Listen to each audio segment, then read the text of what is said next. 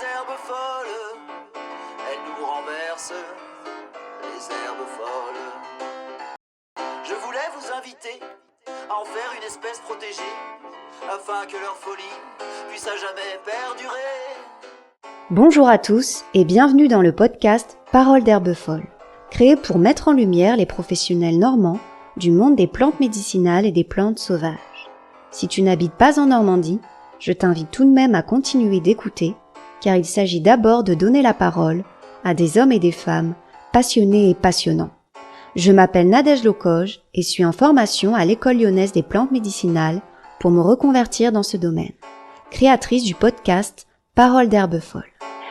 Bonjour à tous et bienvenue dans le 5e épisode de ce podcast. Aujourd'hui, j'ai avec moi Julie Arquet. Bonjour Julie. Bonjour Nadège. Alors, comme d'habitude, je vais te présenter en quelques lignes et ensuite je te laisserai un peu découvrir qui tu es à travers les différentes questions que je vais poser. Donc Julie, en 2007 et pendant plus de 2 ans, tu as été animatrice culturelle dans un théâtre où tu as notamment créé et entretenu des décors et des marionnettes, mais aussi été responsable de la communication visuelle. Par la suite, tu as été chargée de communication interne à l'INSERM, donc Institut national de la santé et de la recherche médicale, pendant plus de 4 ans. Puis en 2017, tu t'es inscrite à la formation herbaliste de l'École lyonnaise des plantes médicinales, dont tu as obtenu la certification en 2020. Et tu as finalement créé ton auto-entreprise en 2021, au travers de laquelle tu proposes des consultations bien-être afin de soutenir le corps au quotidien grâce aux plantes médicinales, mais tu réalises également des ateliers et des conférences thématiques. Oui, tout à fait. Alors officiellement, j'ai créé mon entreprise en mars 2022. Officiellement. Ah, officiel. Petite D'accord. correction. D'accord, ok, 2022. C'est noté. Et du coup, on va commencer avec la première question. Puis si tu veux aussi, au fur et à mesure, ajouter plus de précision, bah, pas de problème. On est là pour ça. Donc du coup, la première question, c'est si ton métier était une chanson ou une musique, laquelle serait-elle et pourquoi? J'ai choisi une chanson et cette chanson, ce serait Ce petit chemin que je pense qu'on connaît tous, hein, Ce petit chemin qui sent Oh la la noisette. noisette. Voilà. Tout simplement parce que cette chanson, en fait, elle invite à la balade, elle invite à la cueillette. Et c'est quand même un vrai plaisir de profiter de tous ces cadeaux de la nature. Bon, faut bien que je l'avoue, côté cueillette, je reste encore en formation, même si c'est vrai que dans notre profession, finalement, on est en formation continue toute la vie. Mais je suis quand même davantage à l'aise en théorie en tant qu'herbaliste qu'en pratique pour plusieurs raisons finalement. D'abord parce que j'ai fait la formation d'herbaliste à distance et non en présentiel. Je n'ai jamais eu malheureusement de jardin à moi. J'habite en ville depuis de nombreuses années, en appartement. Je n'ai pas de véhicule.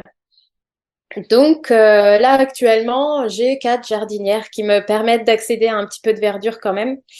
Euh, mais mais voilà, actuellement, c'est vrai que le contact avec la terre me manque, donc j'étudie plusieurs possibilités pour pouvoir y accéder et expérimenter bientôt. Et puis, ben, dès que je peux, je m'échappe quand même un peu, notamment chez ma mère qui habite dans le sud-ouest, à 1 heure de Toulouse, entre Toulouse et les Pyrénées. Et d'où le choix finalement de cette chanson qui fait le parallèle entre la ville et puis la nature. Donc, je parlais de ville, là, actuellement, je suis en Normandie, au Havre. Et c'est là-bas que j'ai créé ma micro-entreprise, donc en mars En mars 2022. 2022. Et ben, depuis cette date, je propose différentes choses, des ateliers et des conférences thématiques. Généralement, ce sont des événements qui durent 2 heures. Il y a de la théorie, mais aussi de la Mhm. pratique, de l'échange aussi. Et puis, à l'issue des ateliers, chaque participant repart avec sa fabrication. Et puis, donc il y a ça, conférences et ateliers. Je reçois également en consultation, les personnes qui souhaitent conserver ou retrouver leur bien-être grâce aux plantes médicinales. Et puis, depuis cet automne, je compose aussi des tisanes. Donc, des tisanes qui répondent à différentes problématiques santé, hein, des problématiques récurrentes comme la fatigue, le sommeil, les rhumatismes, la digestion, etc. Et puis, je personnalise aussi, hein, pour répondre à des demandes particulières. Et dans ce cas, bah, je sélectionne les plantes les plus adaptées, les mieux adaptées à la personne et Tu à te sa fournis demande. à quel endroit pour les plantes? Alors actuellement, je travaille avec 3 fournisseurs en France, hein. Des fournisseurs qui proposent des produits issus de l'agriculture biologique. Donc ça, c'est très important pour moi. Malgré tout, il y a des plantes que je n'arrive pas encore à trouver en bio, notamment la partenelle. Mais on va dire à 95%, mes compositions, même plus, 80, allez, 18, 19, mes compositions sont D'accord. entièrement bio. Euh, voilà. Mais en tout cas, c'est vrai que la sélection de mes plantes, je reste très rigoureuse. Je veux vraiment proposer des plantes de Hmm. qualité. Et du Voilà. coup, tu m'as dit que tu allais proposer bientôt des compositions, c'est ça? Oui, c'est ça. J'ai eu la chance, en fait, d'être contactée par une personne qui tient un salon de Hmm. thé en centre-ville du Havre. Donc, le salon de thé, c'est l'Air du thé. Pas très loin de la grande librairie du Havre, la Galerne. Et donc, c'est un salon de thé qui offre déjà plus d'une centaine de thés. Et cette personne souhaitait ajouter à sa carte des tisanes. De ce fait-là, 11 de mes compositions seront rajoutées à sa carte très bientôt. Donc, accessible à la fois sur place mais également en vente en vrac. Euh, donc voilà, ça c'est intéressant. Et puis tout ça, toutes mes compositions seront aussi accessibles sur mon site internet bientôt. Je travaille dessus actuellement. Et ce site sera mis en ligne officiellement en septembre prochain. Donc ça va me permettre encore d'étendre mon champ d'action et proposer bah, mes services plus largement sur le territoire Et français. je vois aussi, enfin j'ai vu du coup que tu faisais aussi partie de la Guilde française des praticiens en herboristerie. Tu peux nous en dire un peu plus là-dessus? Oui, oui, je suis membre de la Guilde française des praticiens et praticiennes en herboristerie depuis, ben, faut renouveler donc là, depuis janvier dernier, hein, bien entendu. Et c'est euh, un groupe qui s'est créé assez récemment et je n'ai pas hésité lorsqu'il a été question d'adhérer puisque j'ai vraiment à cœur en fait de défendre et soutenir ma profession, qui évolue encore dans un cadre mal défini par rapport aux pharmacies, par rapport aux usages légaux, etc. La profession n'est pas très bien encadrée. Donc c'est important pour nous, professionnels de la santé, que ce soit professionnels à la production, à la transformation, à la formation, à la vente des plantes médicinales, de nous réunir pour pouvoir proposer eh bien, un cadre beaucoup plus défini et mettant en valeur, bien sûr, nos différentes Hmm. professions, différentes spécialités. D'accord, merci Julie. Du coup, je continue sur la deuxième question. Si le parcours ou le chemin qui t'a mené jusqu'à ce métier en lien avec les plantes médicinales était un film ou un livre, quel en serait le titre et pourquoi? Alors à cette question, j'ai choisi le livre Ta deuxième vie commence quand tu comprends que tu n'en as qu'une de Raphaël Giordano, que j'ai lu il y a déjà plusieurs années, mais ce livre a fait vraiment l'effet d'un électrochoc, une véritable prise de conscience. Et finalement, c'est devenu un moteur, un objectif vraiment qui est, ben voilà, surtout n'aie jamais de regrets, avance et ne t'embête pas avec ce qui n'en vaut pas la peine. Voilà, donc ça m'a vraiment boosté tout au long de ma vie à partir du moment où j'ai pu lire ce livre. Et ça m'a motivé notamment à quitter mon poste de fonctionnaire d'État en octobre 2016 à l'INSERM, hein, poste de chargé de communication, comme tu Mhm. l'as dit tout à l'heure. Euh, donc oui, à cette époque, je vivais à Paris d'ailleurs, hein, puisque l'INSERM, c'est dans le 13e arrondissement de Paris. 2012 jusqu'à 2016, c'est une réflexion que j'ai menée sur plusieurs mois euh, pour commencer cette formation. Bah, déjà Mhm. choisir l'école. Et puis, donc, je me suis mise, une fois que j'ai fait mon choix, je me suis mise en disponibilité pour me consacrer pleinement à la formation d'herbaliste hein, proposée par le LPM, puisqu'elle dure quand même 3 ans. C'est un gros morceau. Et puis, une fois certifiée, je me suis pas installée tout de suite puisque je suis devenue maman entre deux. Donc, j'ai préféré attendre un petit peu. Mais malgré tout, j'ai quand même poursuivi mes lectures. J'ai suivi des ateliers, quelques formations courtes afin voilà, de créer mon entreprise en mars 2022. Voilà. D'accord. Et si je dis pas de bêtises, du coup, au départ, tu as plutôt commencé par une formation plus dans les arts plastiques, plus, on va dire artistique. Et c'est Oui, ça. complètement. Et du Oui. coup, enfin, je vois aussi donc que tu as été peintre, photographe autodidacte, etc. Que tu as exposé ton travail pendant Ouais. plusieurs années au Havre. Et ensuite, qu'est-ce qui s'est passé du coup? Tu as pris une licence professionnelle, c'est ça? Tu as repris une licence professionnelle en stratégie et support de communication? Oui, c'est ça. J'ai une formation assez polyvalente. Enfin, au début, oui. Au début, je me dirige vers des études artistiques, puisque déjà au lycée, j'ai fait un bac littéraire spécialité art plastique. Puis j'ai continué avec une licence dans la même discipline. J'ai suivi avec, comme tu l'as dit tout à l'heure, une expérience professionnelle en Mmh. tant que marionnettiste, puis peintre, photographe autodidacte, etc. Euh, j'ai également fait une licence professionnelle en stratégie et support de communication qui m'a permis d'aboutir, d'accéder en fait à mon poste de chargé de communication à l'INSERM.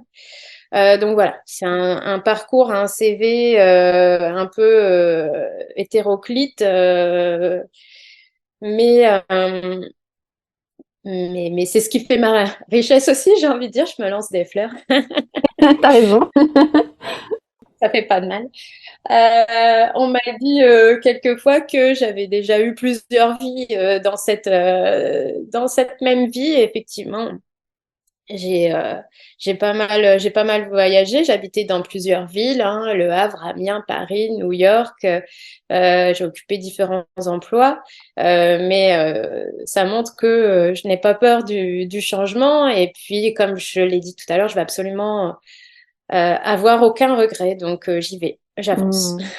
Et finalement, le déclic pour cette reconversion professionnelle, ça a été quoi réellement? Il y a quelque chose qui t'a vraiment amené vers ce métier? Oui, même si je pense que c'était en moi déjà toute petite finalement parce que j'ai des parents qui sont passionnés de jardin. Donc ils m'ont déjà transmis, je pense, cette passion des plantes, de la nature en général et surtout l'art de la contemplation, de prendre le temps Mmh. d'observer.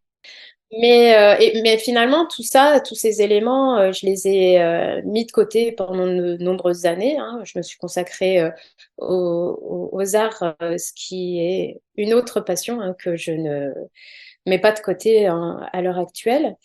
Mais bah, il s'est avéré qu'à un moment, je suis arrivée à un point crucial dans ma vie, à l'INSERM. Je ne me retrouvais plus vraiment dans mon travail. Et puis, j'étais plutôt motivée par une envie qui est celle d'aider mon entourage. et puis persuadée que la nature offre tout ce dont on a besoin pour bien vivre et vivre en bonne santé surtout. Et un autre élément dont j'étais et je suis toujours persuadée, c'est que tout commence dans l'assiette. D'ailleurs, Hippocrate disait que ton aliment soit ta seule médecine. Et c'est toujours d'actualité aujourd'hui, voire on ne peut plus. Donc, c'est pour ça que je me suis décidée, c'est vrai, c'est pour ça que je me suis orientée assez naturellement vers cette formation pour apprendre à soulager, même soigner naturellement grâce aux plantes médicinales. Oui, et tu parles de l'alimentation parce que du coup, peut-être que certaines personnes pensent qu'en venant te voir, tu vas juste les aider avec des plantes médicinales, mais je pense qu'il y a aussi toute une peut-être approche un peu plus globale et justement holistique et pas justement sur les symptômes. Voilà, tu vas aussi reprendre voilà tout ce qui est diététique, etc. et des conseils. Exactement, ouais. Voilà, c'est aussi important à. Oui. Oui, oui, l'alimentation, c'est vraiment essentiel. Donc, quand je reçois un rendez-vous, généralement, on fait tout un bilan de santé. Donc, on reprend le suivi médical, mais également l'hygiène de vie. Donc, ça comprend le régime alimentaire, les activités physiques, le sommeil. Tout ça, c'est vraiment ça joue un rôle principal. Mm. C'est très important de revoir tout ça. Mm. D'accord. Je continue du coup sur la troisième question. Si tu étais une personne dans le monde de l'herboristerie qui t'inspire le plus dans ta pratique, laquelle serait-elle et pourquoi?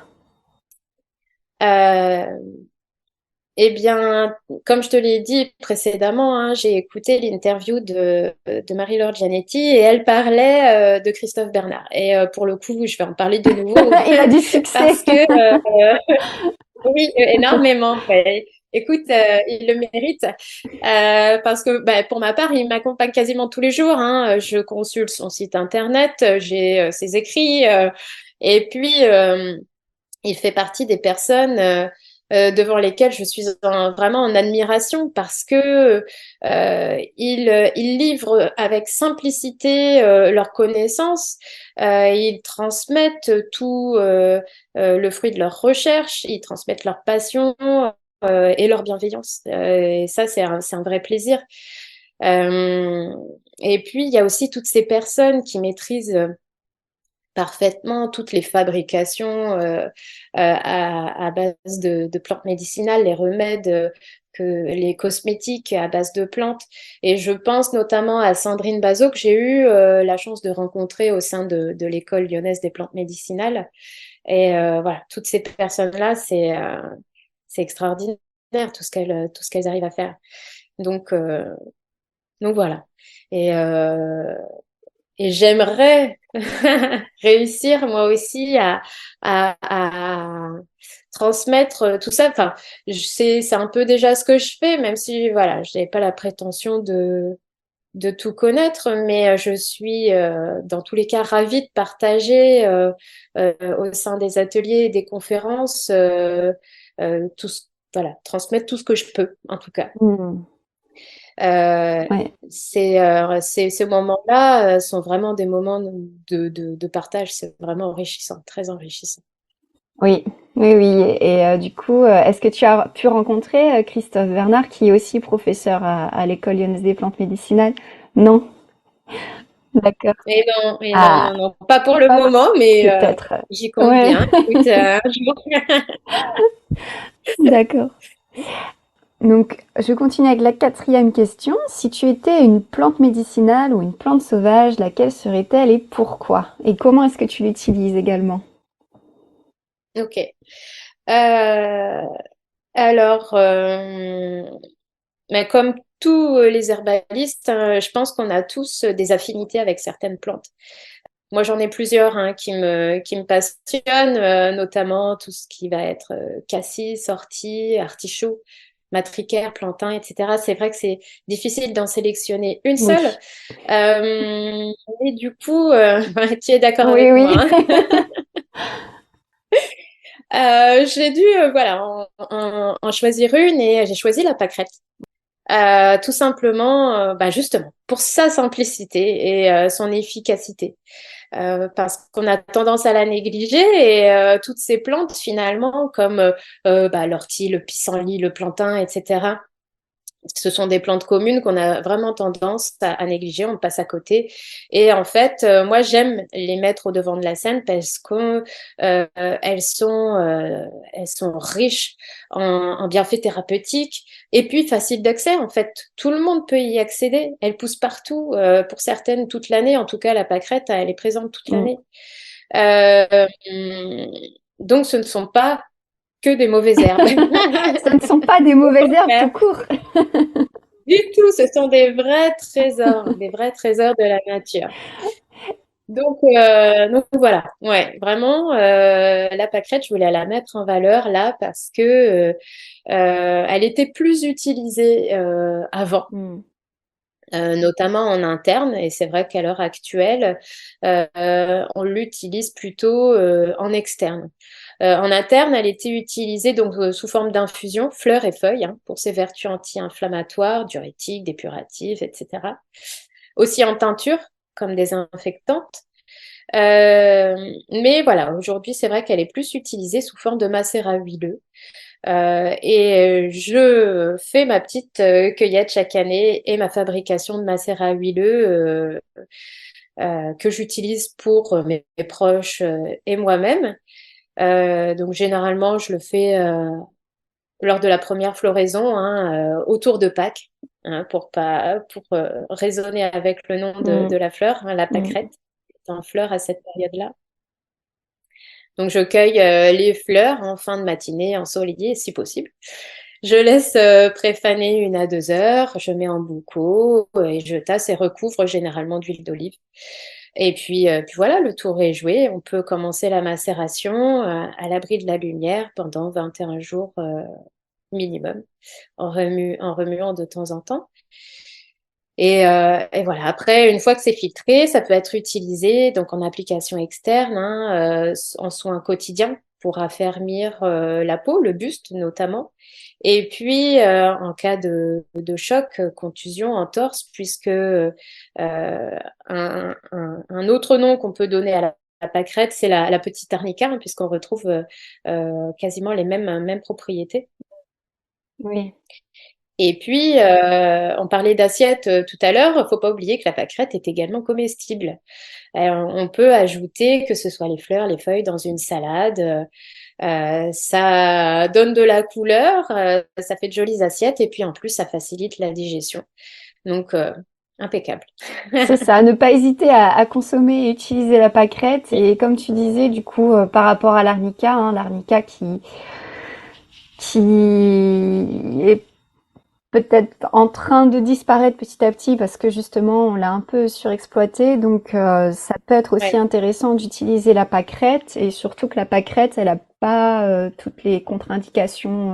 Enfin, elle peut être utilisée en interne, ce qui n'est pas le cas de l'arnica aussi. Donc voilà, c'est vraiment intéressant, je trouve, d'utiliser la pâquerette.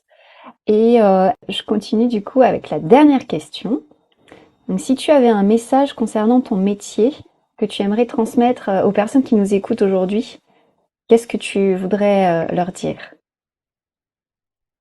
eh bien, je vais peut-être ouais, me répéter un petit peu par rapport à ce que j'ai dit précédemment, mais voilà, c'est pas grave.